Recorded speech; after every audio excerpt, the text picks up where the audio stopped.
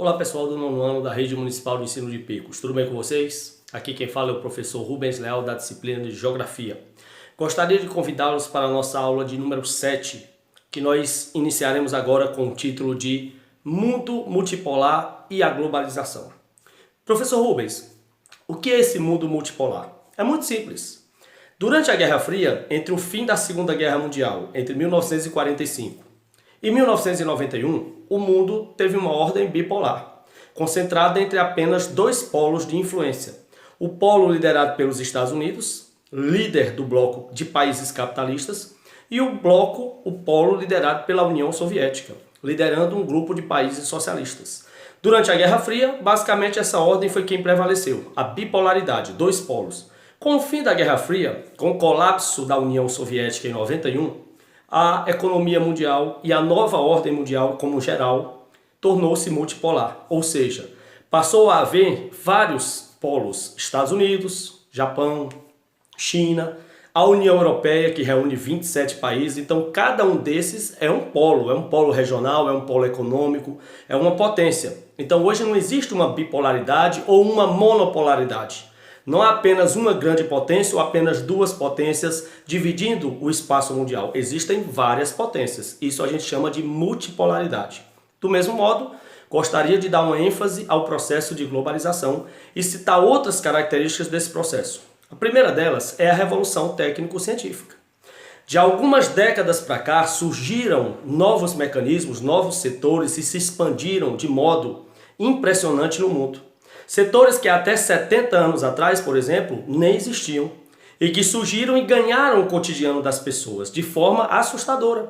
Gostaria de citar alguns desses setores: a informática, a biotecnologia, a microbiologia, a engenharia genética, as telecomunicações que ganharam muita força, a robótica, a nanotecnologia.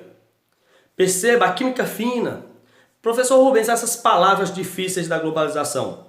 Eu não entendo bem essa questão, eu explico. A informática todos vocês conhecem. Internet, computador, celular, tablet, notebook. Isso que está no dia a dia, no nosso cotidiano. A robótica é o que fez o processo de produção ser automatizado. São as máquinas, são os braços mecânicos que tomam conta da produção das fábricas. A nanotecnologia ou a biotecnologia, a nanotecnologia é a produção de circuitos elétricos de computadores, TVs, aquelas placas, né? Que se queimar, o aparelho está basicamente perdido. A famosa placa-mãe, a nanotecnologia é quem trata disso. Fazer aquelas delicadas placas, aqueles circuitos elétricos, que são o cérebro do aparelho celular, do notebook, da TV, e que se pifarem, se queimarem, está perdido. Não há recuperação. A biotecnologia trabalha com a engenharia genética, que são casais que têm dificuldade de terem filhos pelas vias normais e que fazem tratamento em clínicas de fertilização artificial.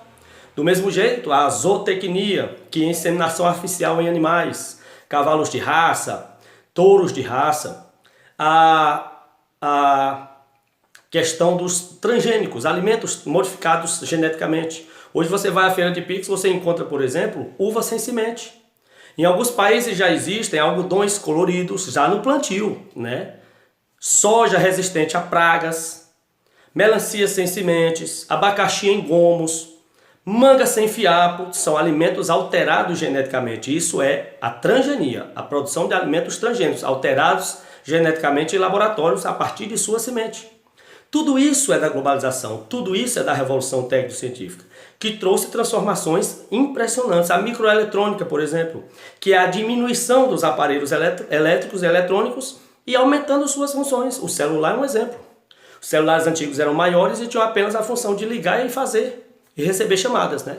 Hoje o aparelho celular ele é muito mais que isso. O celular hoje ele é portátil, ele é fininho, ele é leve. Os aparelhos de TV também.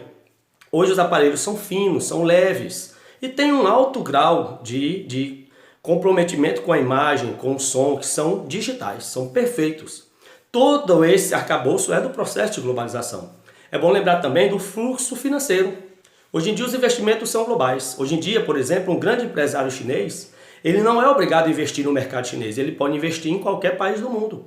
comprando ações em bolsas de valores ou montando empresas em outros países, as famosas multinacionais ou transnacionais. Então, é o que nós chamamos hoje de capital sem fronteira, capital sem pátria. Hoje, um grande investidor investe em qualquer lugar do mundo, né? Tudo bem.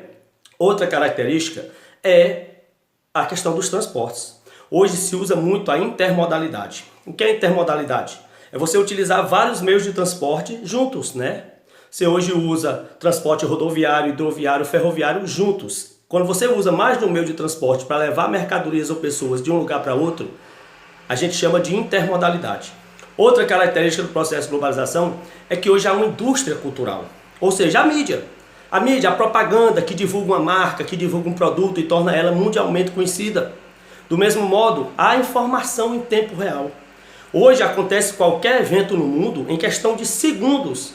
Toda a mídia do mundo, todas as redes de TV, as emissoras de rádio, as próprias redes sociais, a internet, os sites de notícia, os grupos sociais já divulgam aquele evento. Então hoje as notícias elas têm uma rapidez em tempo real, muito rápidas. E finalmente, existe um ponto negativo desse processo de globalização, que é a desigualdade no consumo.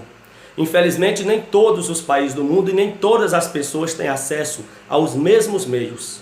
A uma boa internet, a um bom aparelho celular, a uma boa infraestrutura de logística de transporte, de telecomunicações.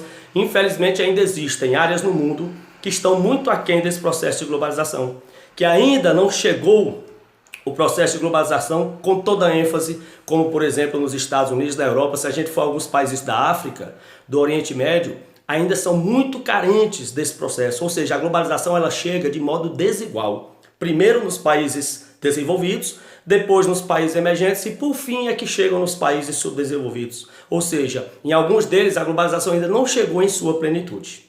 Ok? Então aqui a gente encerra.